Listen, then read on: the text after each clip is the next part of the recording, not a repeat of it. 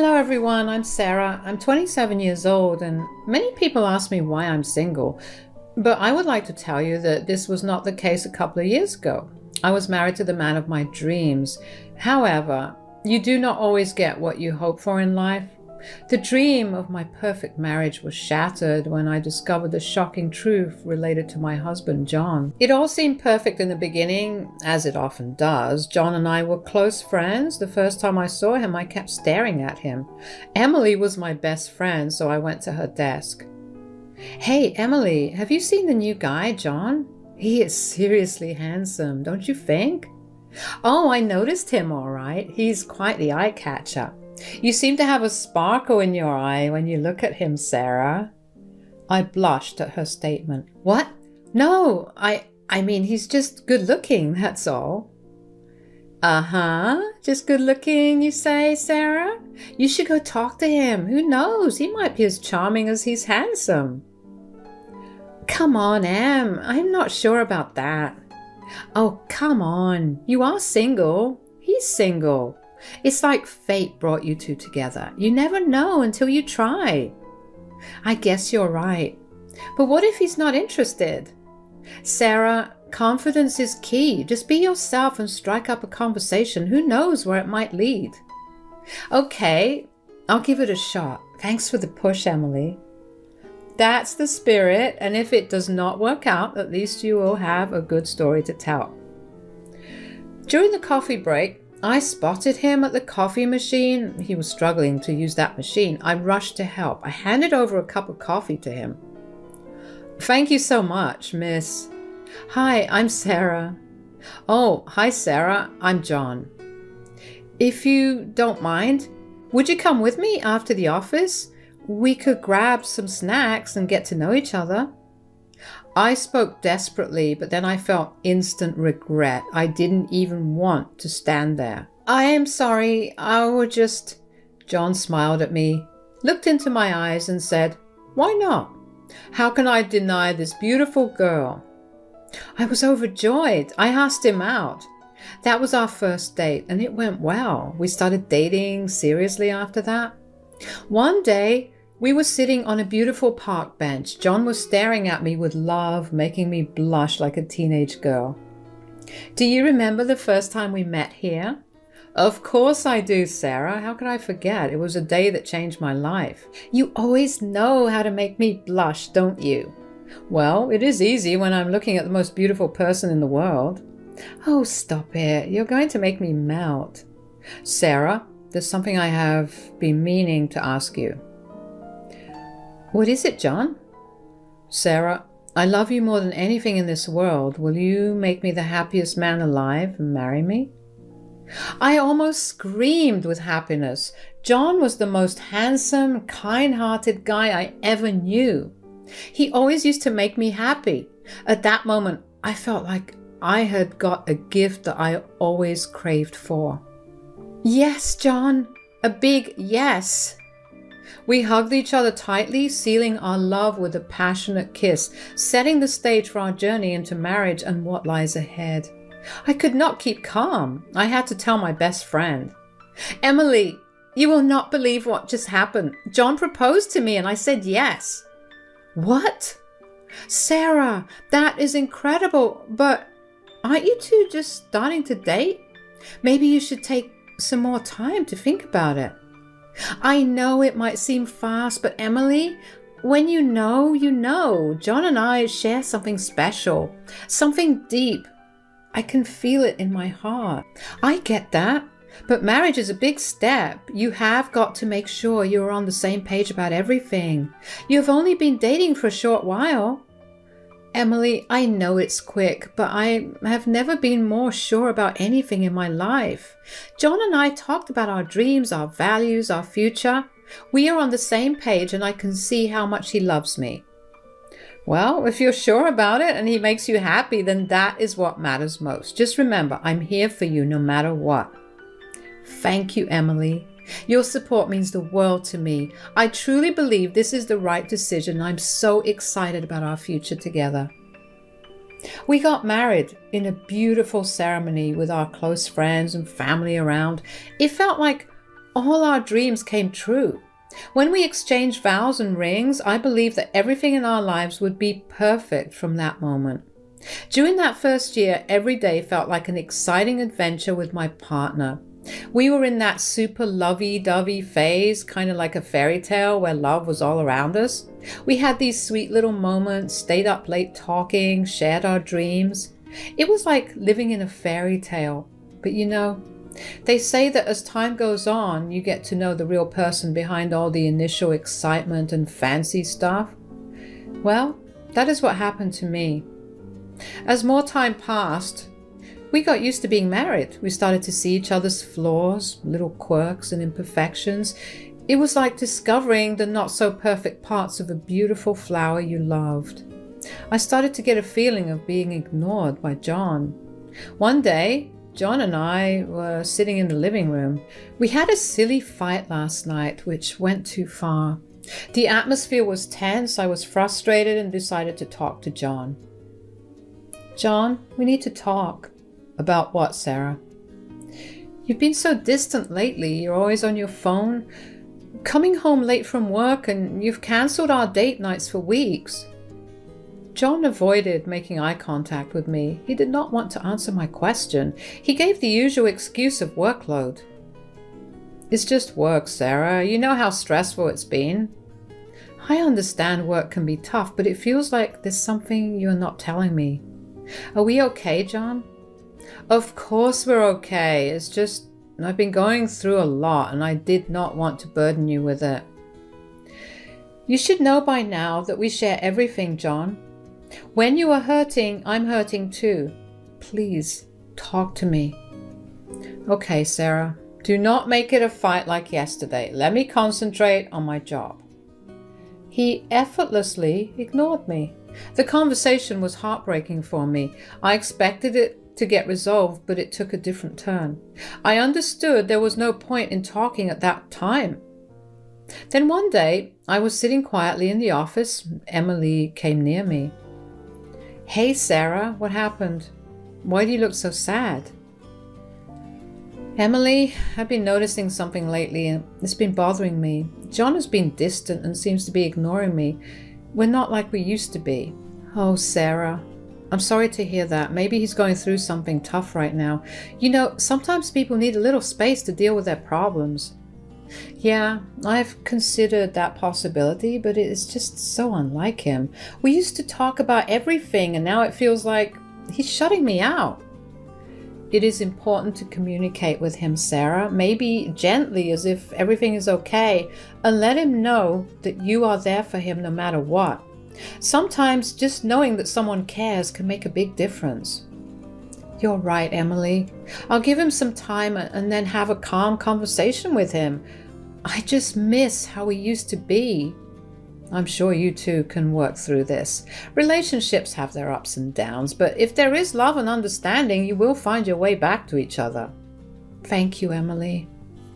I felt a little better after talking to Emily. For the next few days, I tried to be calm at home, but things were getting out of hand. Emily was also busy with something, so we couldn't get proper time, and she was also acting a little strange. One day, Emily called me for coffee, and of course I said yes because I badly needed my best friend's support. Emily and I were sitting at a cafe having coffee. Emily, you've been acting strange lately. Is there something you're not telling me? Sarah, promise you will not get angry. What's going on, Emily? You're scaring me. I overheard Lisa talking to someone on the phone the other day. She was saying something about meeting a married man. Lisa? Why would she be involved with a married man? Sarah, I did not want to jump to conclusions, but I think it might be John. What? John? Are you sure, Emily?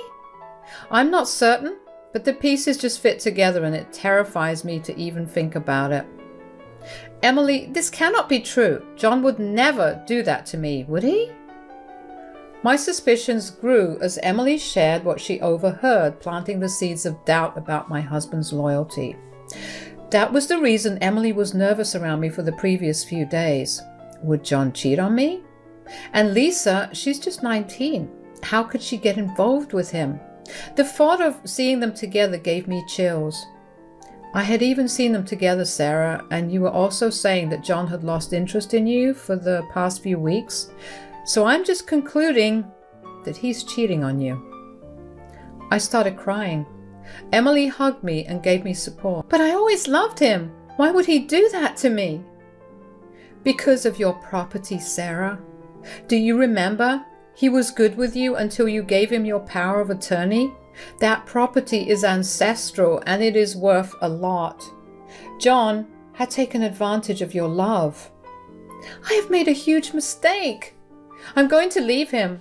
Yes, sure. He does not deserve you, but before that, you should teach him a lesson. You're right, Emily. I'll not let him slip away this easily. Emily and I planned out a few things and left the cafe. At home, John was, as usual, busy with his phone. I approached him firmly. John, your behavior is not changing. You've been distant for weeks. We need to talk. Sarah, there's something I need to tell you. What is it, John? I cannot keep it from you any longer. I've been having an affair, Sarah. Though I knew the truth, I wanted John to confess everything in front of me. Tears welled down my eyes, seeing John shamelessly accepting his crime. What? Are you serious? Yes, and I'm so sorry, Sarah. I know you're feeling bad. John, how could you, after all we have been through?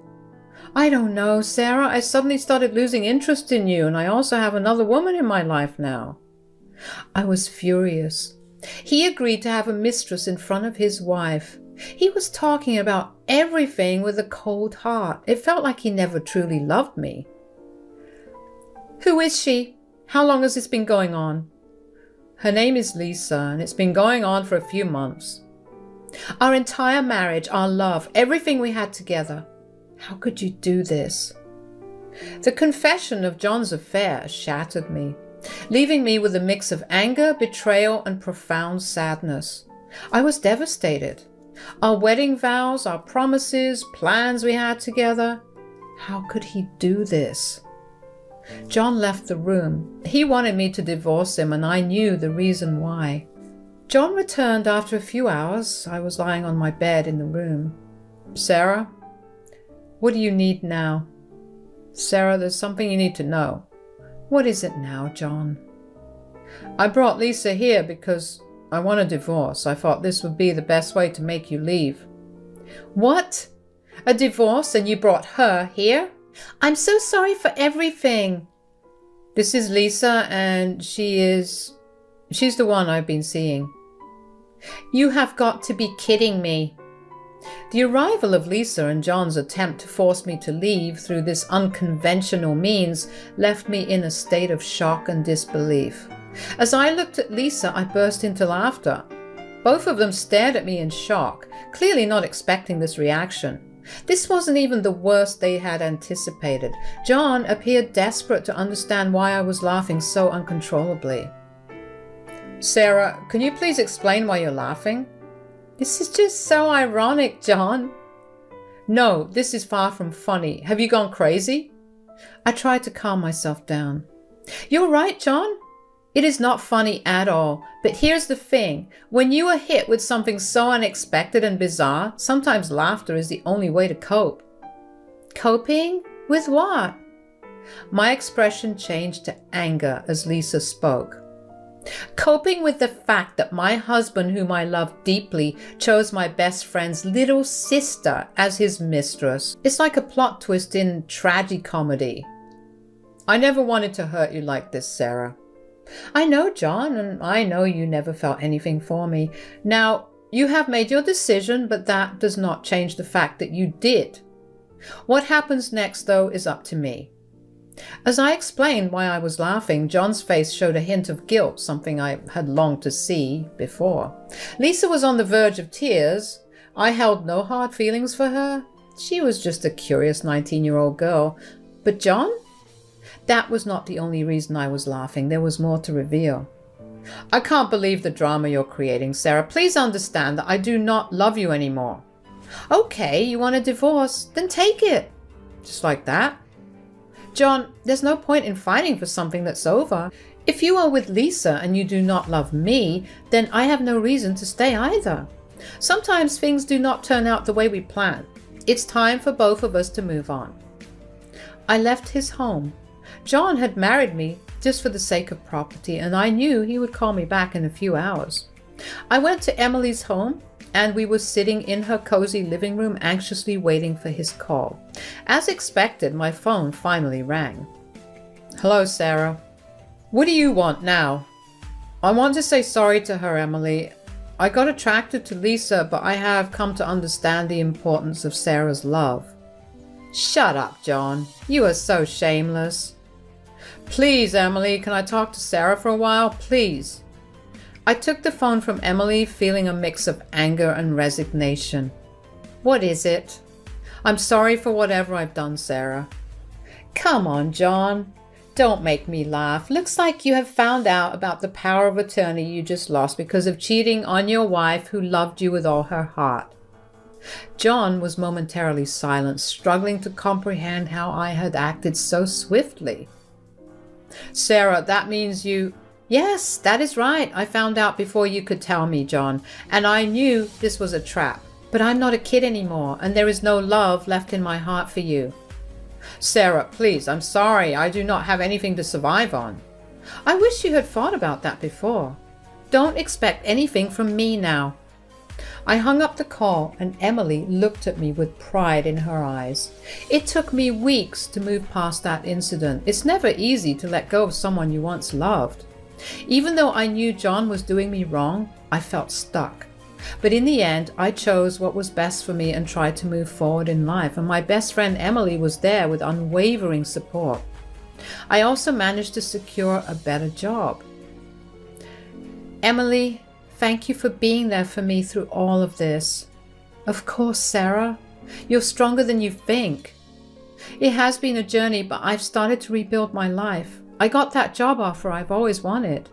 That's amazing, Sarah. I've realized that I do not need someone who betrays my trust. I'm better off without John. You have come a long way. It had been a few months since some really sad things happened in my life. Me and Emily were both trying to fix things and feel better.